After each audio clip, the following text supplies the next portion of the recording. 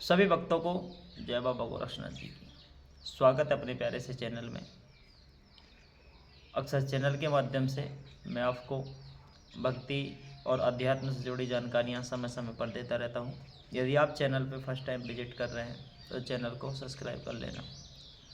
Facebook से देख रहे हैं तो फॉलो कर लेना। जैसा कि सभी को पता है कि आज 19 मार्च को पहला नवरात्रि है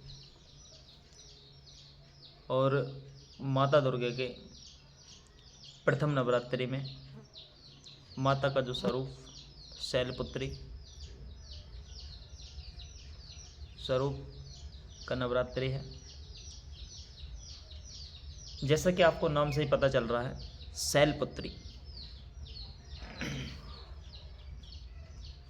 यानी हिमालय की पुत्री, जो कि स्थिर व शक्ति की नई शुरुआत का प्रतीक होती है। नवरात्रि में 9 के 9 दिन में माता के अलग अलग स्वरूप होते हैं और उनकी पूजावत अलग अलग होती है, अलग अलग उनके भोग होते हैं। जो प्रथम स्वरूप है माता का वह शैलपुत्री है, जो हिमालय की पुत्री के रूप में होती हैं। इनका जो स्वरूप है, दाहिने हाथ में त्रिशूल और बाएं हाथ में कमल और नंदी पर विराजमान होती हैं। और इनको जो सफ़ेद रंग का मिठाई, सफ़ेद रंग के पुष्प अर्पण किए जाते हैं। और माता का जो ये मंत्र है, ओम देवी शैलपुत्रे नमः, इस मंत्र से कुछ लोग भोग देते हैं। 9 के 9 दिन में माता के अलग अलग स्वरूप होते हैं। आप सभी लोग इस बात से जानकार हैं। कुछ लोग व्रत कर रहे हैं, माता का अनुष्ठान कर रहे हैं, अखंड ज्योत लगा रहे हैं। बहुत अच्छी बात होती है। और इन 9 के 9 दिन में माता दुर्गे के कुछ लक्षण, कुछ सिम्टम होते हैं जिनको महसूस करके हम ये पता कर सकते हैं कि हमने जो माता के प्रति व्रत अनुष्ठान किए वह माता ने स्वीकार किए या नहीं किए। कुछ ऐसे इंडिकेटर हमको मिलते हैं जिनको समझ के हम ये महसूस कर पाते हैं कि माता का आगमन इन 9 दिनों में हमारे घर हुआ या नहीं हुआ। जैसे हवा होती है, हवा को हम देख सकते हैं? नहीं देख सकते ना, उसको सिर्फ महसूस करते हैं।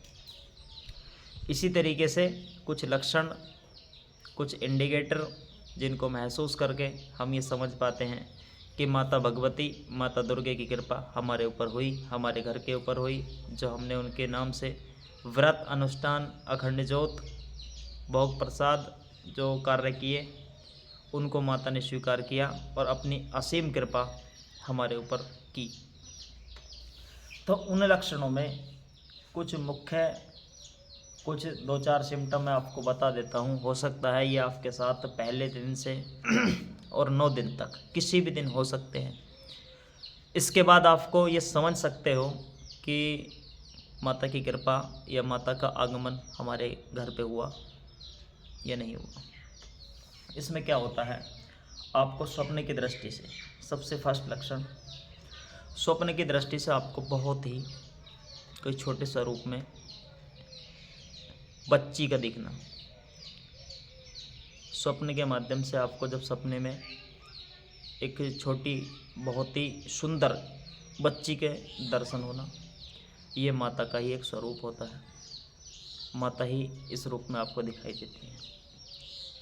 दूसरा, माता का जो स्वरूप होता है, माता का जो स्वरूप होता है किसी बूढ़ी औरत के रूप में दिखना। माता आपको बहुत ही बूढ़ी औरत के स्वरूप में भी दिखाई दे सकती हैं। तीसरा,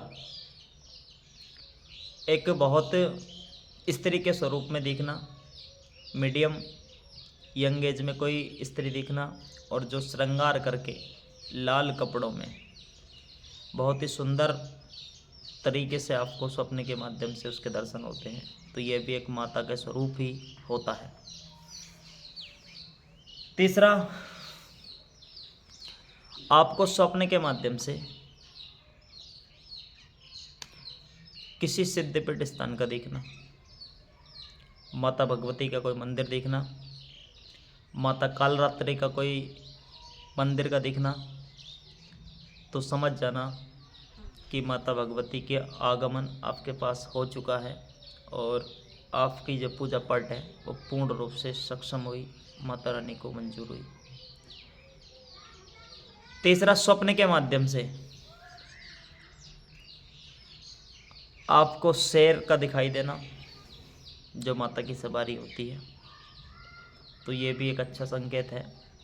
इस संकेत से आप समझ सकते हो कि माता का आगमन हुआ। स्वप्न के माध्यम से आपको हाथी का दिखना, ये भी अच्छा संकेत होता है। स्वप्न की दृष्टि से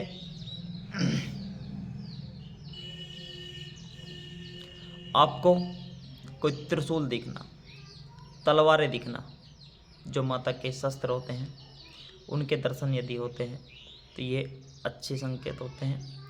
इस इंडिकेटर से आप समझ सकते हैं कि आपको माता रानी की कृपा प्राप्त हो चुकी है।